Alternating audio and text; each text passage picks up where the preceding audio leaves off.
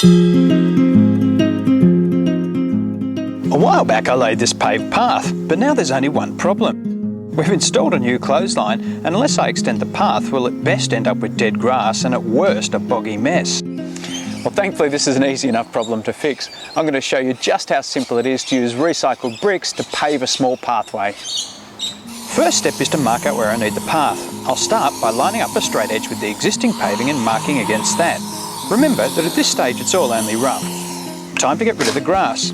With a spade, measure out about a blade's width from the marked line and then cut a line all the way around.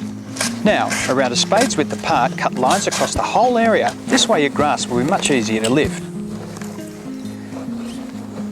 Once the grass is out, use a mattock or a hoe to break the soil before removing much of it. In this case, I'm aiming for about 30mm below the bottom of my existing paved path.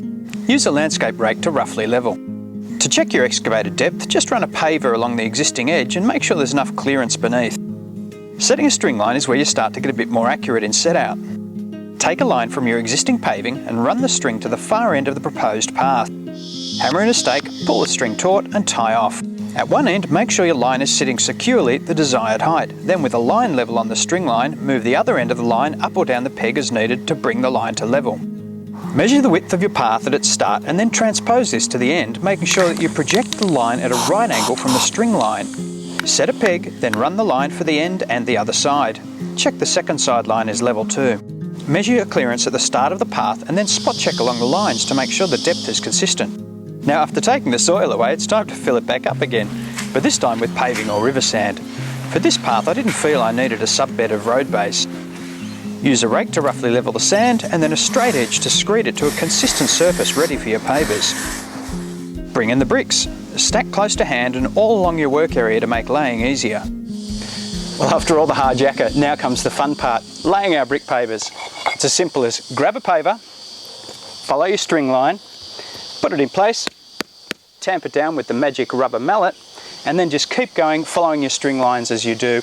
I'm using a basket weave pattern, and I am putting the edging in place at the moment, but I'm going to lift that later and concrete it in place.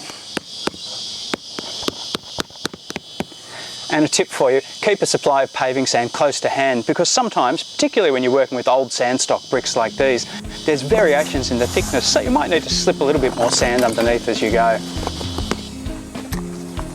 It's clear sailing from here. Just keep following your string line and keep your pattern consistent. Unless you are much cleverer than me, you'll need to split some pavers. Rather than using a messy and potentially dangerous angle grinder or brick saw, just use a good old-fashioned brickies bolster and a lump hammer. Back to that edging. It has to be fixed in place. Carefully lift your edge course out and clear out to about 30mm below the bottom of the pavers. In a dry wheelbarrow, make up a mix of sand and cement at a ratio of 1 cement to 3 sand. Blend this dry mix thoroughly before adding water a bit at a time and blending through. You want a nice sticky mix. Shovel the mix into the trench and set your paving into it, tamping down well. The trick for really holding the edging in place is to haunch some mix up against the sides. This effectively forms a frame holding the paving in place. The last thing is to sand the pavers. Sweep a fine washed sand back and forth until all of the gaps are filled. This stops the pavers from moving about. And I bet you're thinking I've forgotten something.